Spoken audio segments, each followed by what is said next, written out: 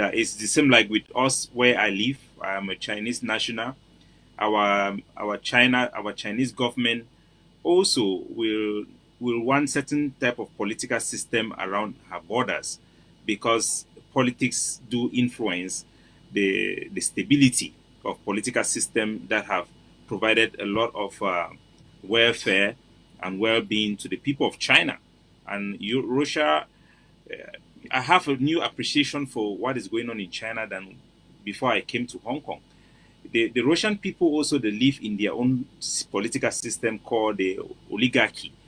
It's not something we are used to or familiar with or something we have learned much about, but they want to protect that system. And Vladimir Putin is quite popular, and the people in Russia count on him for their security and their economic progress. The Americans have the democratic system, and they hold it jealously. They don't want it to be compromised by communist countries or communist or socialist countries like Venezuela. So that politics is going on around the world, and it is really real. And even in Africa, most African states are still not yet quite developed or involved in such political debates or influence. That's why in the United States, in the United Nations, when African leaders speak, most of those European countries are not interested in what we have to say. But due to this war going on, Africa has had a voice, with the Kenyan government having a central role to reinforce what they fought for in 1939 for the United Nations. You remember Charles de Gaulle had a huge campaign in French Africa that they recruited thousands and thousands, over 300,000 Africans were recruited to fight to liberate Europe. Before the coming of the Second World War, the war had the Berlin Conference, where they legalized imperialism. Countries thought that they could go and colonize countries that were not governed by contemporary government and give them political system, and it was acceptable until it was done to Europe when Germany decided to invade Poland. So they stopped it. They stopped it. You had the campaign of Churchill, the Americans. They said, let's fight for an idea for the United Nations Charter, where every country's sovereignty will be respected, territorial integrity will be respected.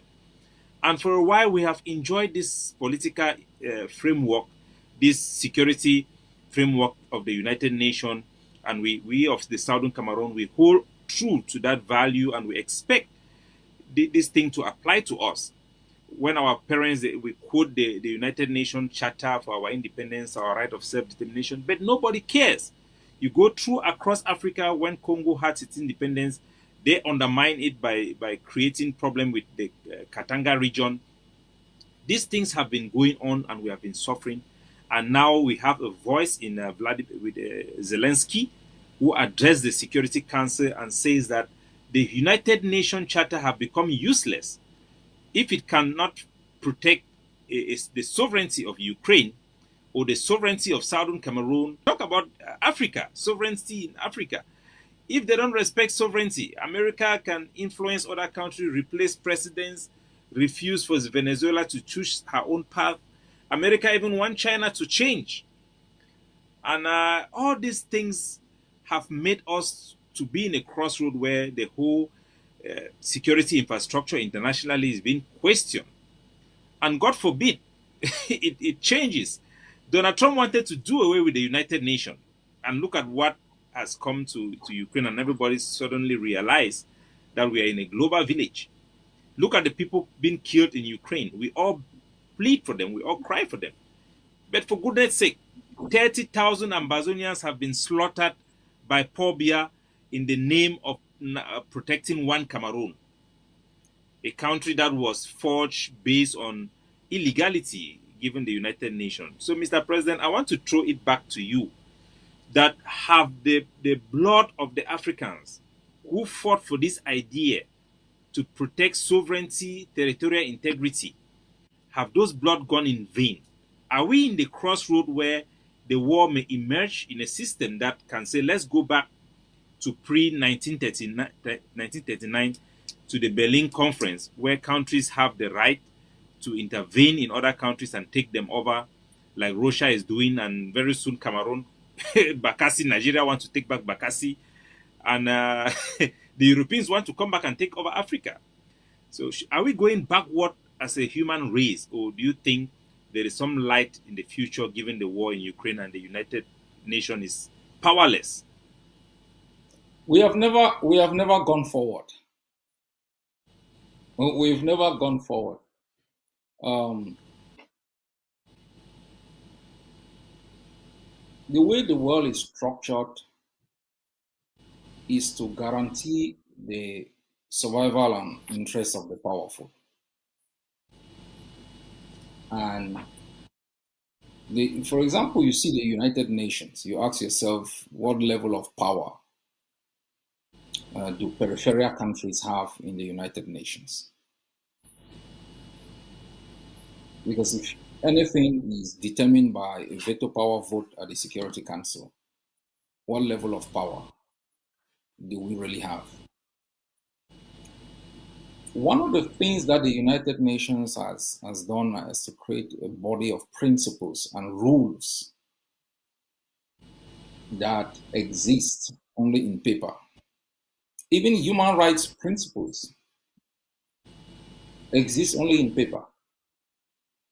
If you look at what I call the democratic index, you realize that many more countries are becoming more undemocratic.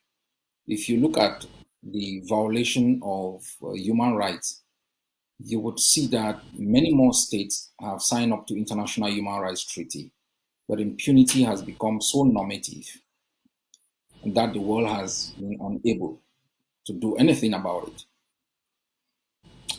Secondly, you talking about Ukraine, and so we talk about 30,000 people killed in Amazonia, and um, the world is shouting about Ukraine. Realize that most of the people also shouting about Ukraine are those who have vested interest in Ukraine. Ukraine never stole about their own survival. They are speaking because they are seeing refugee flows. But look at our own situation. If our own neighbors, who are blacks like us, who have been victims of colonialism like us, are instead going to arraign our people and deport them in Solar Republic. So why would you sit down and blame the United States or blame United Kingdom for not speaking about our own situation? When even if they want to speak about it, there is this notion of blackism and black man, the West is intervening into our space. The world is a complex space.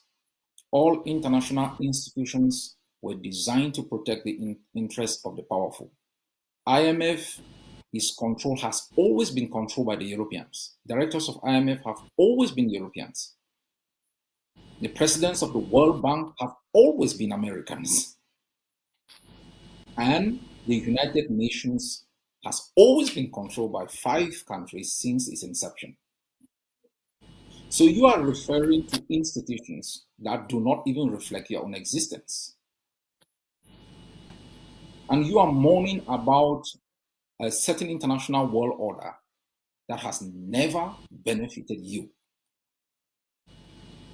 So what we can only do is to provide these analysis and education and information so that our people become less victims of international power play and focus on how to drive a different international narrative, building an international world order that which is based on what I call localization rather than globalization. So the United Nations is not for you, is not for me, has said even nothing concerning Ukraine. It was in Rwanda when 1 million people were butchered. Is that sat by and looked at genocide being committed in Myanmar. It was powerless in Srebrenica massacre. It has been a toothless bulldog in every massacre, every violation of the international world order. It has been instrumentalized either by the United States or the China-Russia alliance or by the United States-European alliance. We have been, what I call puppets. We have been a disgrace as a continent. We have been what I call onlookers to the unraveling of the system. The unraveling of the system is good for us. The creation of a new world order where states are truly independent. I'm not talking about political independence simply dish out there where they are what they call economic pacts that undermine economic independence. I'm talking about true independence that gives you the right to explore, exploit, and manage your own resources and decide where you wanna ship cocoa, whether you wanna turn cocoa into chocolate in your homeland or turn coffee into real coffee in your homeland and sell the finished product. Where if you do that, France cannot simply hem on you. Where if you elect a president that France doesn't like, it will not institute rebellion or overthrow those presidents or murder those presidents. Is that the international world order that we're reminiscent of? Unfortunately,